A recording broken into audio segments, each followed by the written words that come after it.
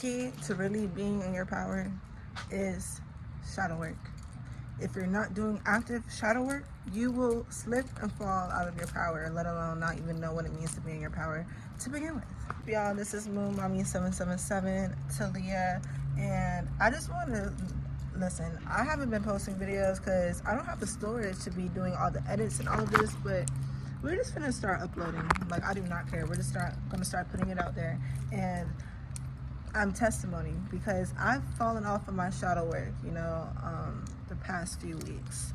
And let me tell you, when you fall off your shadow work, you're disconnected from yourself. And hold on, let me get to the car. For starters, what is shadow work? Shadow work is being able to access and acknowledge and being able to really connect to your trauma self, your darkness, the darkness that resides within you, the negative parts of you, the parts you need to work on.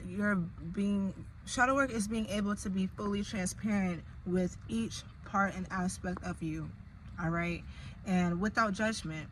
When you're doing shadow work, I like to look at shadow work is, yeah, you can be physically writing it down in a journal, but shadow work is also being able to just access your own emotions, being able to be able, that doesn't make sense, being able to be able, bitch. But no, being able to be able. No, I said it, being able to be able, because a lot of people are walking around really untouched, detached from themselves, and you can tell, when a lot of people move and act in a way as if they are running like on a monitor, and are you even thinking about what you're doing? A lot of people are not connected with themselves, which leads to being people trying to distract themselves with hanging out excessively, hang out with people that really not in alignment with them, doing things that's not in alignment with them. It's a whole plethora of things that you can be doing because you're not doing shadow work, because it's uncomfortable to really get to the nitty-gritty of yourself. It's uncomfortable to be in the darkness, and especially with the community we're in now with the new age spirituality. I don't like to use the term new age, but a lot of people talk about the light, not enough talk about the darkness.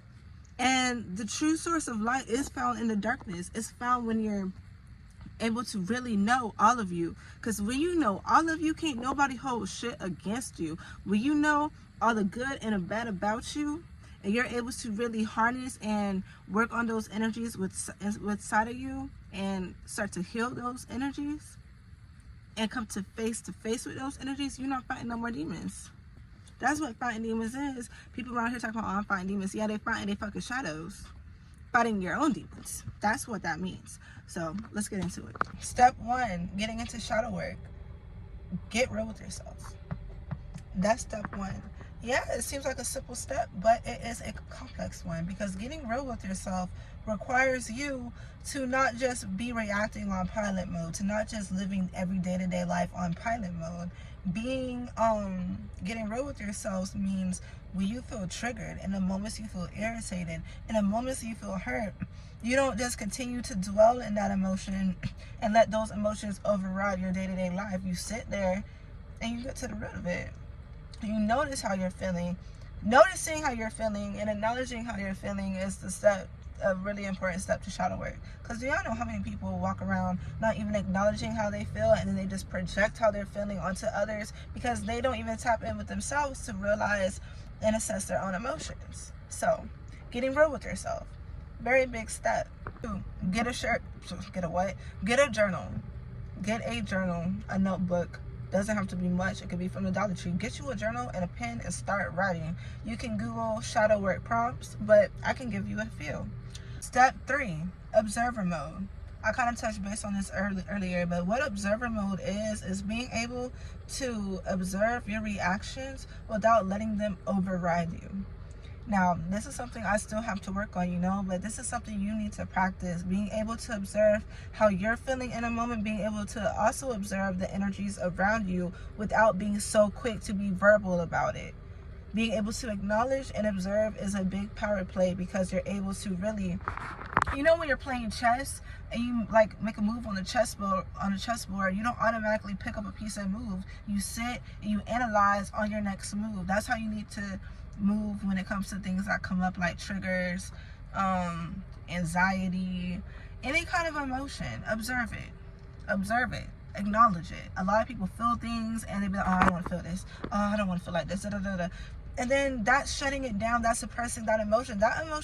Look at that emotion like a child. That emotion just wants to be seen, and that emotion just wants to be acknowledged, and that emotion just really wants somebody to listen to it. Okay, so start looking at your sadness, your anxiety, your anger. When it comes up, your triggers, start treating it like a child and give it the attention that it needs so it can surpass and go on about its day. Okay, last step, this is a big one: self-appreciation and gratitude. You gotta have self-appreciation and gratitude, because 9 times out of 10, if you're coming across this video, you done been through some shit. So you have to be able to not be so hard on yourself. When you're able to write and, you know, get familiar with the parts of yourself that maybe need to be worked on, whether it's communication, maybe you have a bad attitude, maybe you're not so nice with the mouth. All of those things, be kind to yourself and show self-gratitude. Because simply by you taking the step to acknowledge these emotions, by you taking the step to want to do better, to want to be more cautious with how you feel on a day-to-day life, a lot of people aren't doing that. You got to appreciate yourself. It's hard. Like, it's hard to come face to face with all of you. That's why a lot of people out here moving how they moving. They fighting real demons for real, because they're not coming face to face with their darkness. They letting that shit override and play out in other forms. So this was a quick video on how to get started with shadow work, and I'll see y'all in the next one.